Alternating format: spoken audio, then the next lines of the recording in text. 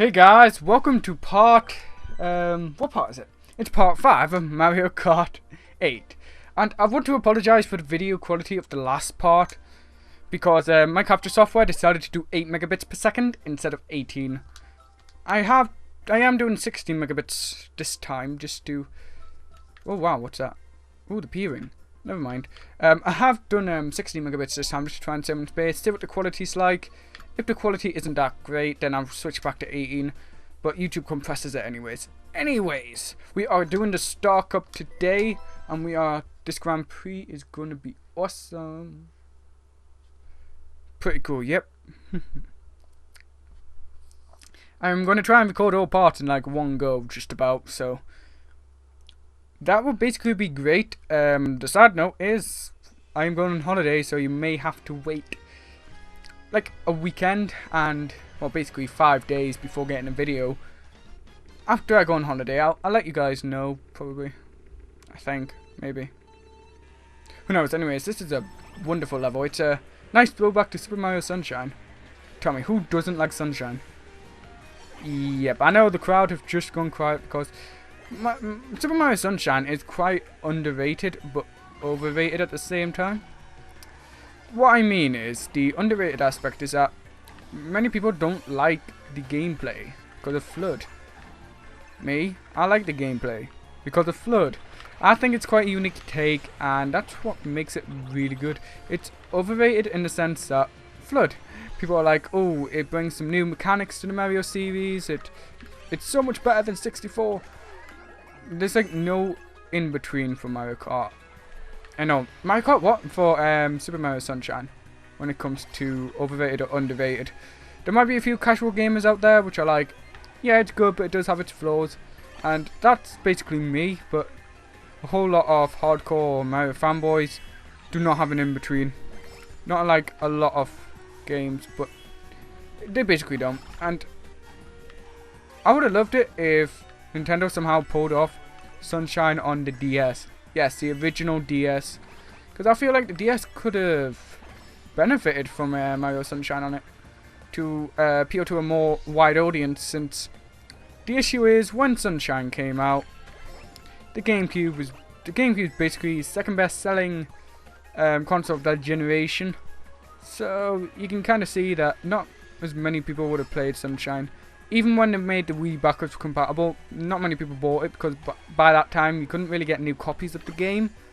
It became a bit more scarce, or however any country pronounces that word.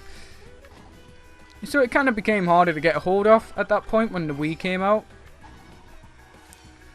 But I'm not going to say that it was impossible, because it wasn't. Players could have found a new copy of the game or all sorts, but people obviously can get used copies, and that would have been a way of experiencing the game. But you know, by that time people moved on to the Wii. They were expecting the next Mario game.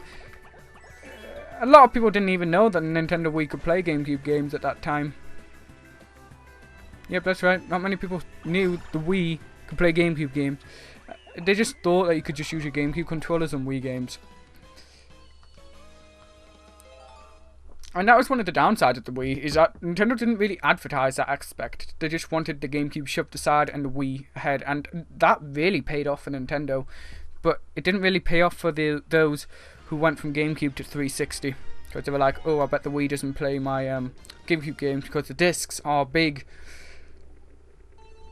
So Nintendo may have lost a few customers. Nintendo have always been good at losing customers, like losing their fan base, with some choices they make, but they're also good at making new fan bases and maintaining the ones they've got as well. It just really depends who it is. Nintendo's really good at appealing to everyone, basically, and not appealing to everyone. And that's probably going to be Nintendo's downfall. They need to learn to just appeal. They shouldn't basically mess with people as much as they do. For example, they basically said, oh yeah, the Wii U is going to have downloadable GameCube games. Where are they, Nintendo? Oh, we got N64 instead. Yes, but the Wii could do that. The Wii could download N64 games, but the more powerful hardware allows us to be able to bring other games and make it more compatible, more reliable, and better emulation. Okay, Nintendo. Okay. So yeah, Nintendo's a bit strange with their marketing. They don't lie as much as Sony and Microsoft. I have to agree to that. But they have made a few lies, and I think a lot of people mainly bought the Wii U so that they could play the GameCube games in 1080p without having to have a decent PC. Wait, what? PC? GameCube and PC? Yes, Dolphin emulator. It's pretty good, and it also plays Wii games.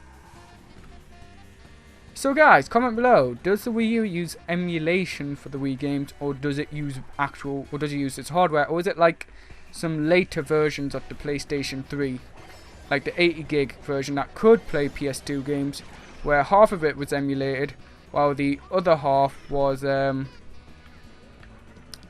done through actual hardware? I would like to know, because the list of compatible games seems quite high.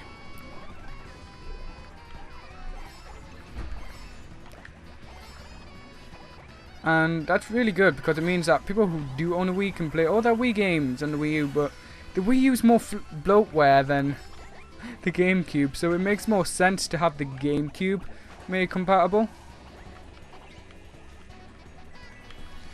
But whatever floats your boat, Nintendo, whatever floats your boat, since the Wii was the last generation console which you had. Whatever floats your boat, Nintendo. Anyways, we have just basically won our way back up to the top, and we are going through to the next base. Another new course, a course we've never seen before. Yes, it's the Electrode. I really like this level. It's really colourful and vibrant. It really reminds me of that other music stage from Mario Kart 7, which we will be seeing later on. Spoiler alert. Bit late for spoiler alert, but yeah. This level just looks really nice. The water looks really good. The lights are really impressive. So it's pretty neat. It also has a very heavy focus on the anti-gravity mechanic of this game, so it's pretty good. It's pretty fun. I really do enjoy it. Look at all these sparks and fireworks going off and everything. It's pretty neat. It really showcases what the Wii U is capable of. Oh, look, the piranha plants are even dancing, but they can still hurt you, so be careful. Don't think they are safe. Do not think they are safe. You can also see they've got like these 5 frames per second videos, well, GIF files, I think, playing in the background on the big screens. And I feel like if this game were to come out on the NX, or if this map was remastered on the NX, it would have full motion, like proper full video being played, instead of like choppy 5 frame per second Mega CD quality video. That's right, the Mega CD is 5 frames per second.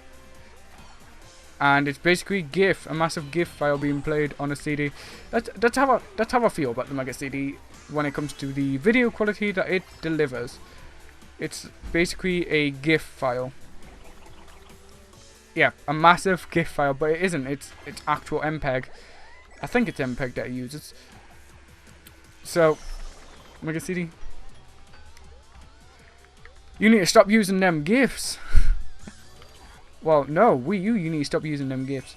But it is pretty amazing that they were able to do that. And look at all these particle effects. Like, all these things are flying through your face.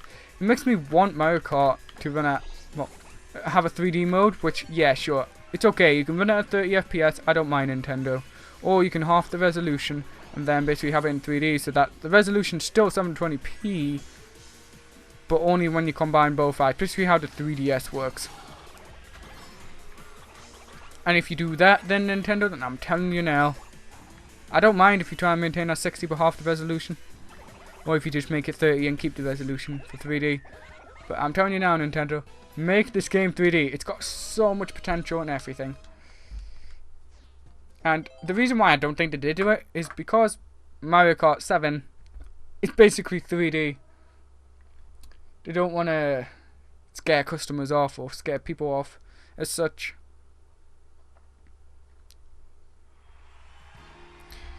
Anyways, yeah, this is Mount Huavo, and you might be wondering, what's this course based on? Well, it's basically based on the Mario and Sonic games, which makes me go, why is Sonic not a DLC character in this game? Because Mario Kart is basically Mario characters. It's then to be like, well, Sonic's not Mario. Yeah, of course he isn't, and he isn't in the game.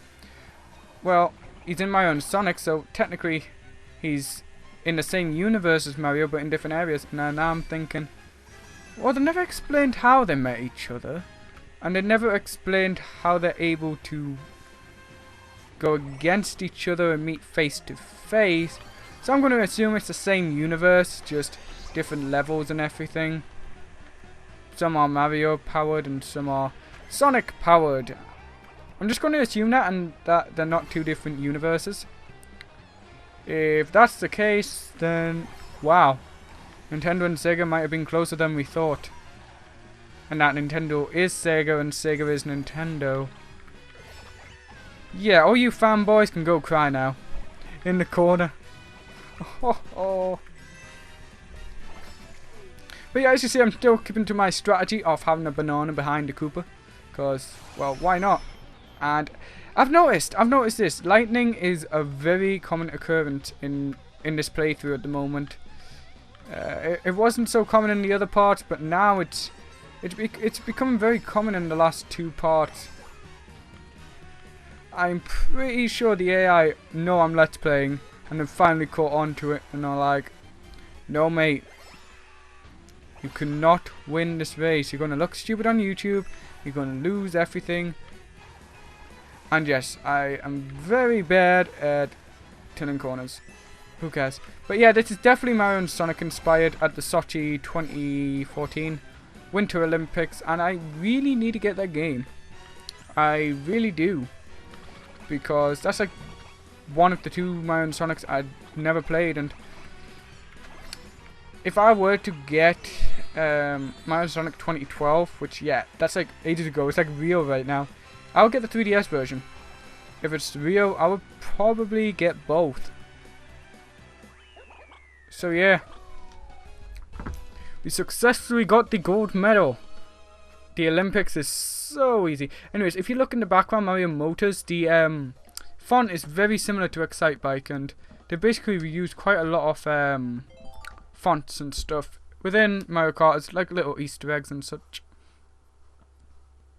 Anyways, that's basically the end of the part again. Wow, this is going by quick, this Let's Play. It makes me almost want to upload 2 videos a day just to get this out of the way, and then I'll do another game, which I'm not sure what I want to do next. I have a general idea of what I want to do next. I'm not sure. But yeah, we got 3 stars in the Star Cup. Woohoo! Anyways, thank you for watching. Please rate, comment, and